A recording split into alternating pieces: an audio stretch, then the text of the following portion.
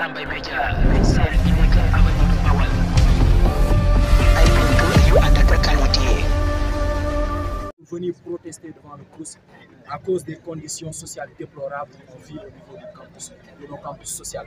Hier, pas plus tard qu'hier, nous avons fait un sitting pour dénoncer ces conditions-là. Et aujourd'hui, à notre grande surprise, le matin, tous les restaurants de l'université à l'Université de Bambey ont été fermés. Tout simplement parce qu'on a eu à dénoncer ce qui se passait dans l'université. Et nous jugeons tout simplement que c'est là aujourd'hui irresponsable de la part du directeur. Parce que hier, normalement, si on n'avait pas fait, on est sûr que si on n'avait pas fait ce point de presse-là, le directeur n'allait pas prendre une telle décision de fermer les restaurants. Parce que la GST qui a été décrétée, aujourd'hui, ça fait près de 2 mois que cette GST-là a été décrétée. Et c'est une GST qui a été décrétée en suivant une certaine logique. Parce que ça fait 7 mois aujourd'hui qu'on suit l'autorité, on ne fait que lui rappeler ce qui se passe ici à l'université. La première chose qui est inconcevable au niveau de la restauration, c'est qu'aujourd'hui à l'université à l'Université de Bambey, on est plus de 10 000 étudiants et que dans notre campus principal, qui est le campus 1, nous n'avons que un restaurant de 150 places. Cela est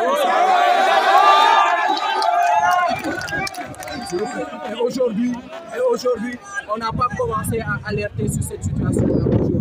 Comme je le rappelais, on a alerté sur cette situation depuis plus de 7 mois. Et aussi, on a suivi une certaine logique parce qu'on s'est battu en conseil d'administration, nous aujourd'hui représentants d'étudiants, pour qu'on construise un hangar pour les étudiants, pour décanter cette situation-là. Depuis lors, ce hangar n'a pas été construit. On a décidé de négocier encore avec les autorités. On leur a fait savoir que vous ne pouvez pas construire ce hangar aussitôt parce qu'on sait que les nouveaux étudiants viennent bientôt et cela va poser des problèmes. Si vous ne pouvez pas construire ce hangar-là, trouvez des solutions en attendant. Et on n'a pas été ignorant de solutions. On s'est présenté aujourd'hui devant eux, on leur a donné énormément de solutions. On leur a dit augmenter les heures de restauration. On leur a demandé de mettre des chapiteaux ou bien de mettre ce qu'on appelle des barquettes pour les étudiants. Mais depuis lors, aucune de ces décisions n'a été prise. L'autorité n'accepte de faire aucun pas pour décanter cette situation-là. Il n'a rien vu d'autre que de prendre cette décision qu'on le dise, qui est irresponsable. Qui est irresponsable et aujourd'hui c'est ce qui s'est en train d'entraîner là. Maintenant nous, ce qu'on est en train de faire, on va manifester aujourd'hui, on manifeste devant le CROUS, on fera notre sitting. Et si d'ici ce soir, les restaurants ne sont pas ouverts, demain matin on descendra sur la route nationale et on prendra toutes nos dispositions. Asalaamaaleykum maa ngi nuyoo ci tur bi wax Wadio ko nekk président de l'amicale de l'UFM Fatick tey dañoo ñëwoon taxaw ci ginnaaw administration CROUS pour naqarlu situation yi métti yi nga xam ne ñu koy dund depuis près de 7 mois mën naa ne ëpp na léegi mu ëpp sax 7 mois ñu ngi nekk di dialoguer ak autorité bi pour mën a trouver des solutions duñ leen ko nëbb fii di wax campus nga xam mooy campus pédagogique benn restaurant wu 150 places am ci plus de 10 000 étudiants donc ça c'est pas normal pour que suñu administration en particulier le CROUS ñuy toog di gis situation yi métti yooyu étudiants yi di ko dund waaye biñ ñëwuñu rek réagir dañoo ñëw réagir comme ay responsable yaakaar naa ne buñ dee wax bokk na ci ñi nga xam ne ñoo gën a négocier parce que ku toog 6 mois di négocier ak autorité ci loo xam ne say droit la demuñu noonu bi ñu demee ba ci conseil d'administration dañoo dem ñu kaas ñu construire du benn hangar xam ngeen ne xam nañ ne pour ñu construire un restaurant alors que nos bacheliers ñu ngi ñëw pour ñu rappeler leen ko Bambey étudiants yi ëpp nañu léegi 10 000 passé nañu 10 000 étudiants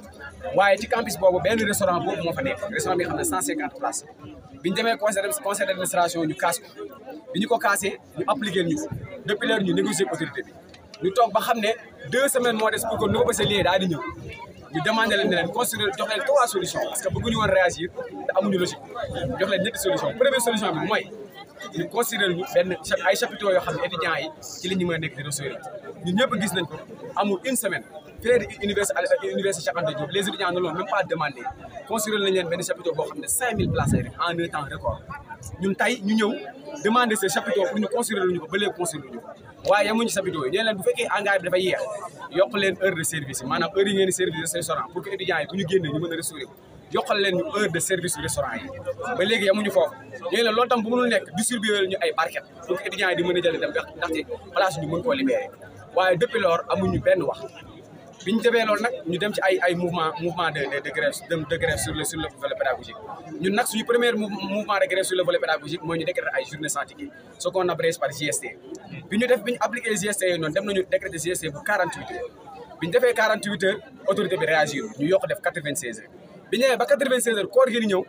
ñu gis ne autorité bi réagirul ci lañ décrété des GST illimités bi ñu décrété GST illimités yi léegi mu mat 2 mois je rappelle que c'est le 17 mars la ñu décrété les GST illimités yi ba tey ba démb autorité bi réagir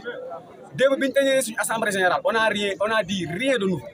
on a parlé aux étudiants ñooy leen dañuy maintenir le mot d'ordre de GST illimités waaye li ci gën a métti comme que moom day jël des décisions politiques on a su le voir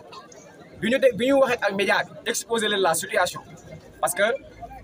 wax leen li fi xaw parce que bëgguñu tey ñu réagir rek ñu ne alerté wuñu wala defuñu dara depuis loolu ñu ngi alerté sur le plan sur le volet communication ñu ngi ci nekk sur le volet médiatique également ñu ngi ciy nekk ñu jël décision wax ak média yi bi ñu waxee ak média yi ba exposer le problème à notre grande surprise le directeur du CROUS nommément Moustapha Gueye mu jël décision fermer tous les restaurants des universités les étudiants que vous voyez là ils ne sont pas sûrs que bu ñu ñibbee dinañ añ. moi qui vous parle j'ai pas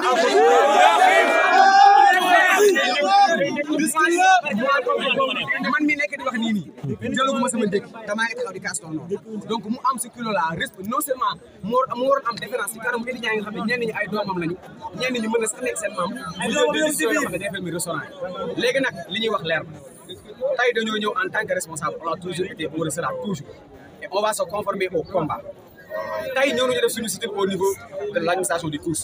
et on leur donne un délai de moins de 24 heures je dis bien parce qu'on est à 13 heures s'ils ne réagissent pas à juste valeur on n'hésitera pas dans les 24 heures de descendre sur le terrain on n'hésitera pas parce que c'est les étudiants qui nous ont mandatés et que la situation à l'université de Bambey bien que les étudiants étudient très bien c'est des situations très précaires et très anormales.